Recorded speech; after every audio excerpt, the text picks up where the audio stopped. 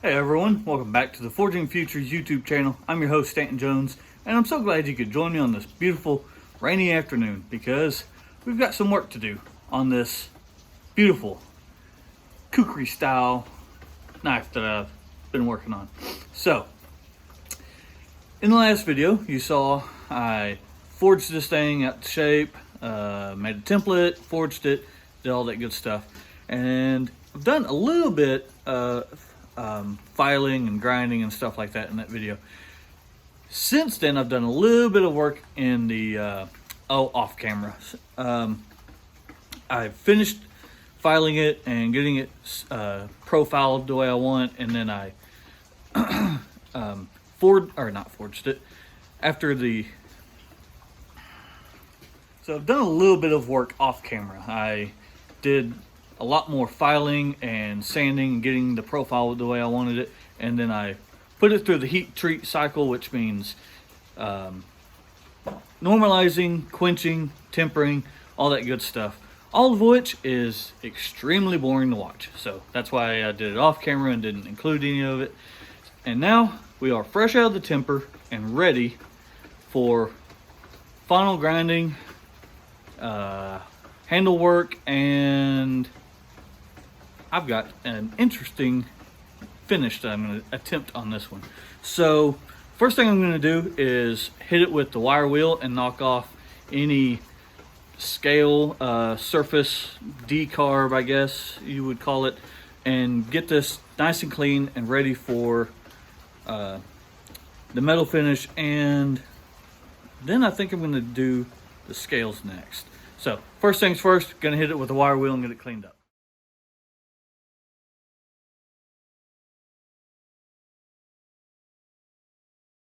Okay, now that I've got the surface cleaned off with the wire wheel as best as I can, I'm going to start prepping my scales for shaping. And for my handle scales, I'm using these two pieces of desert ironwood.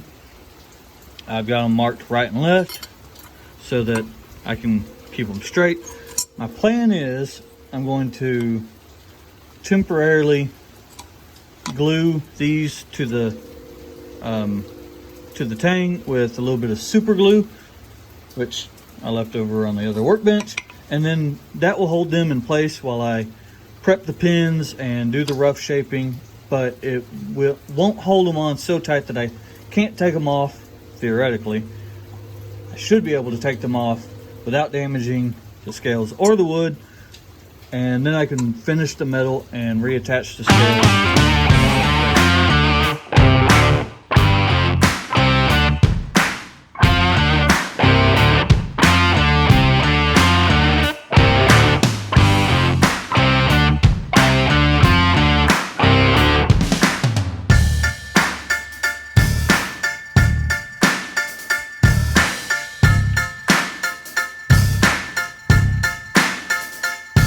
Now that I've got my scales roughly cut out, I've got my pins cut and my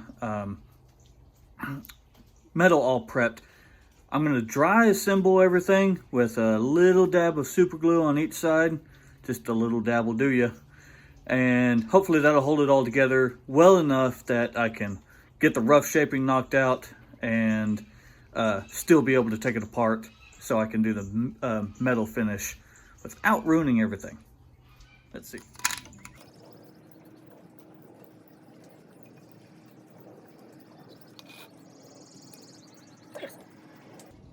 Oh, really? Did I do that? Yes, I freaking did.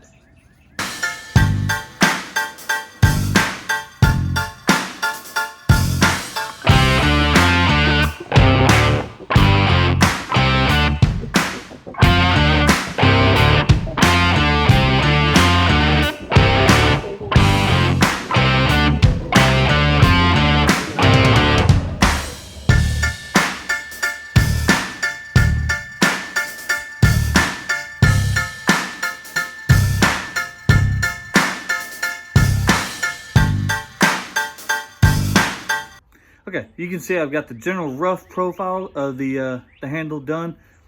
Now I need to go in and Yeah, that looks really ugly. So I need to go in and start working on all my contours and my lines, my lines, and get everything looking good and feeling good, because obviously that's blocky and not going to work very well. This ironwood works really tough. I guess it's called ironwood for a reason. This stuff, it grinds about like metal does, but I think it's going to look really great.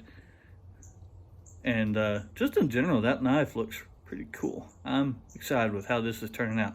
So, don't give me any crap about not wearing a mask. I tried. All it did was direct my breath into my glasses and make a gap for the dust and crap to get into my eyes. I already had to go dig a piece of ironwood out of my eyes, so that was not fun. So, safety glasses, but no mask. I'm just making do with what I can.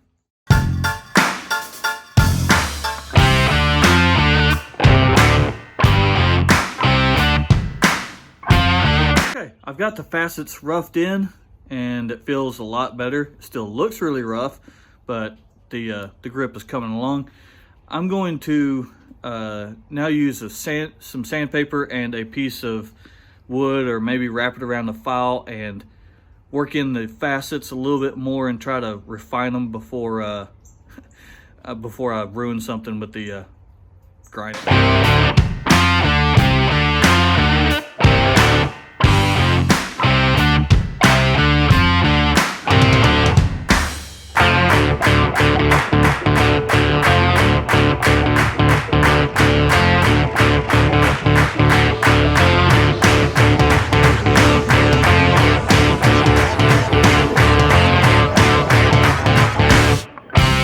So I've been working on the knife, the Brute De Forge Kukri, for a few days, off and on here and there in the evenings. And I've had to do a whole lot of sanding on the tang. Let me show you. So the tang area here needed, I had to take it back to the surface plate with some 60 and 80 grit sandpaper, just working that down to a nice flat surface so that the scales had something to it, had a good surface to attach to, and there were minimal gaps. It's not perfect, but it's as good as I'm going to get it on this knife. Next, I'm going to put it in the bench vise and hand sand, file, and then sand the bevels. If you saw in the last video, I tried my best to forge the bevels in. They're not perfect, they're just roughed in. And I mean, it worked as far as forging the bevels in. It's a rough forge, but it's something that I'm gonna have to practice a lot more with. Now I'm gonna take the file and try to even those out. And I'm not gonna use a filing jig for a few reasons. One, I don't like my filing jig that I've previously used. I'm gonna have to redesign it. Two, I'm trying to go for a rough utilitarian camp knife kind of feel on this one. So if the bevels aren't perfect, I think it kind of adds character to this knife. You'll see a lot of things that aren't perfect on it. Minimal gaps, uneven forge marks, stuff like that. That's kind of the charm and the character of it. It's also because I'm kind of lazy and I don't want to do another bevel jig right now. So after I do that, I'm going to use various grits of sandpapers to sand that bevel, sand the bevels, not to try to get them super clean and finished, but just to try to roughly profile the edge. Not trying to get it super sharp, but just trying to get it established. That way I can sharpen it later after the finish has been done. So I'm going to put it in the vise and get to work on that.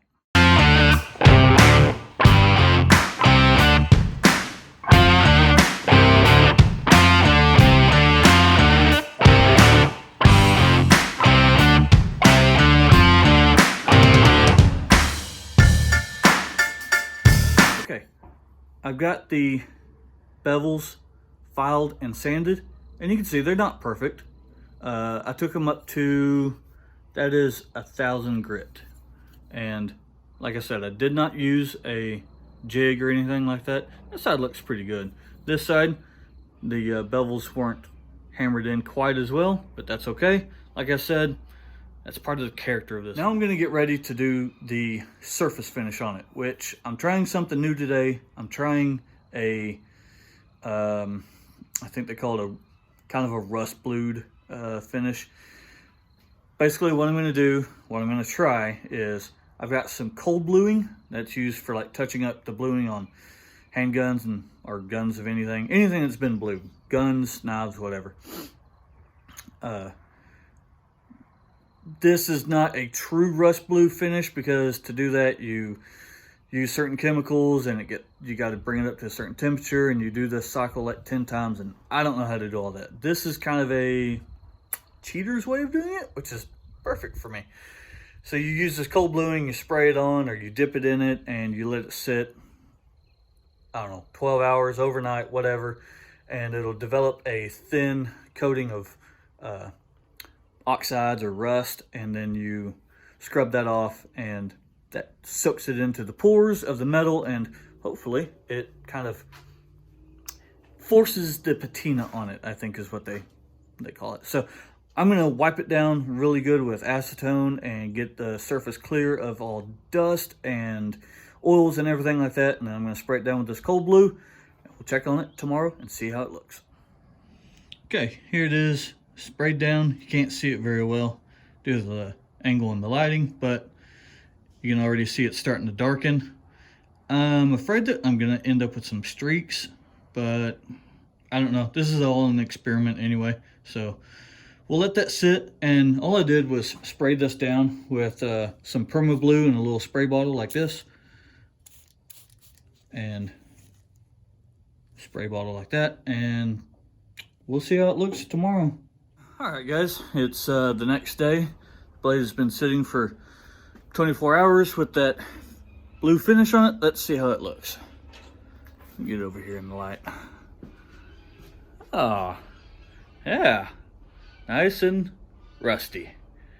Just how I planned it. It's a little lighter on the tang, which is okay, I guess, because that's actually all going to be covered up with the scales. So just a nice thin coating of rust. I think that's how it's supposed to look. Next, I'm going to scuff it with some quadruple aught steel wool, and Windex is what I was told to use on it to neutralize the reaction, stop the chemical reaction. So this should stop it from rusting and lock in the forced patina. Now, I have no idea how this is going to look once I get done, but you'll see it here in just a couple minutes. Okay, got my blade, got a little bit of off-brand Windex window cleaner, and some steel wool that already has some rust on it, because that's how I roll. I honestly don't know how this is going to turn out, like I said, but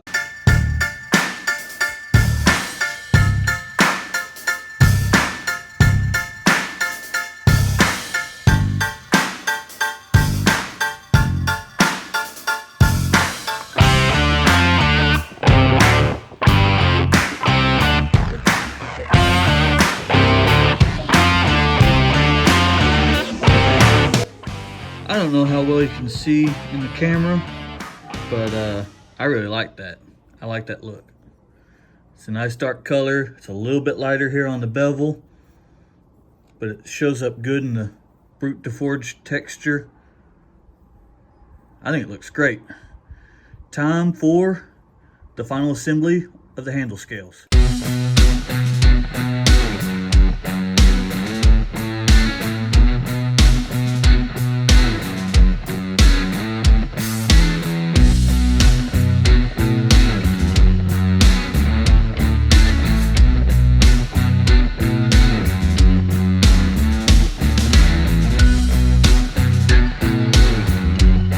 I was all ready to wrap this up, and I realized I almost forgot to etch my maker's mark into it. I just got all that done and got an Etch-O-Matic, and I have no idea how to run it. So this will be a learning experience, as is this whole stinking process. So I need to go get my templates, which are in the house. I have no idea what those are for. There's some instructions, which I'm probably not going to read. Okay, get this figured out. Okay, I've been messing with it and I think I've got it figured out. But it will just take a couple of times of doing this.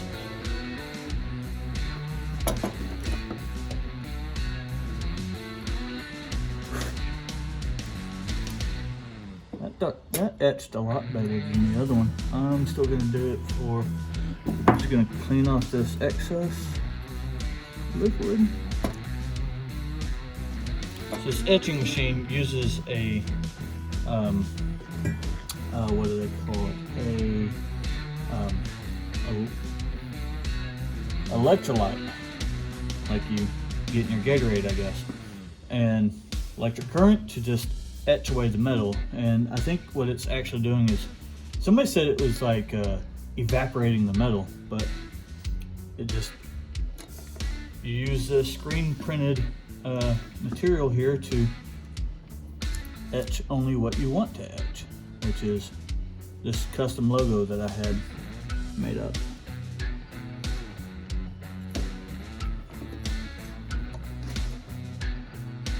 Well, I don't know what I'm doing wrong. It kind of works. You can barely see.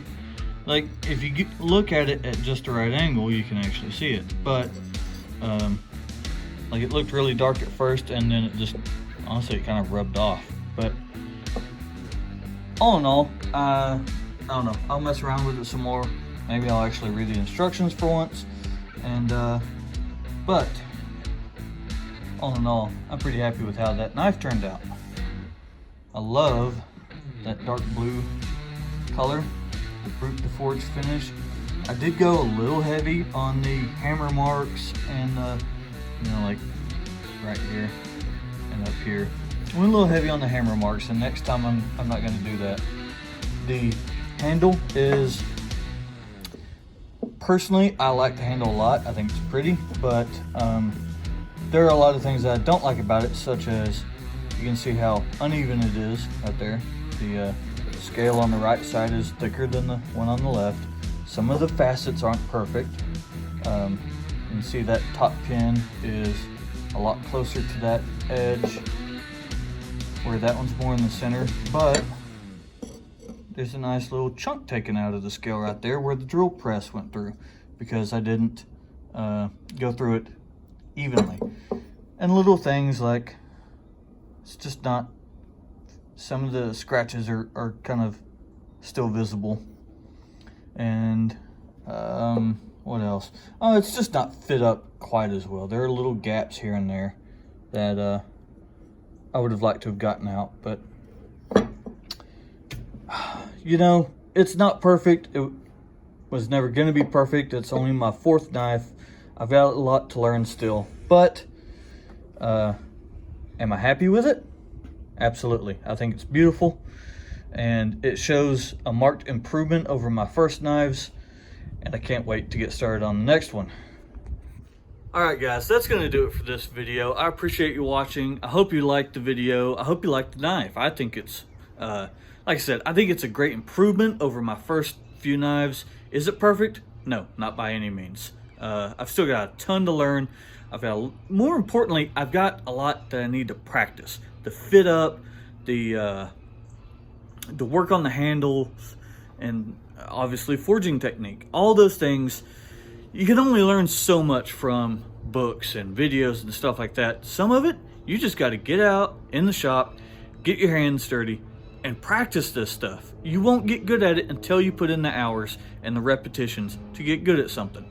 And that's what I've got to do. I need to make 100 more knives before they start looking like I know what I'm doing. And even then, maybe still need to do more. Anyway, point is, I'm happy with this one for what it is. Like I said, it shows improvement, but I've got a lot more to learn. So let me know what you think about this knife. What should I have done different? What do you like? What you don't like? And what do you want to see next? Put those things down in the comments. I read every single comment and I do my best to respond to them all. I don't think I've missed a comment yet. Be sure to like, share, subscribe, all those things. Helps out the channel, of course. And be sure to tune in next time. See what I'm making. Remember, forge your own future and make stuff.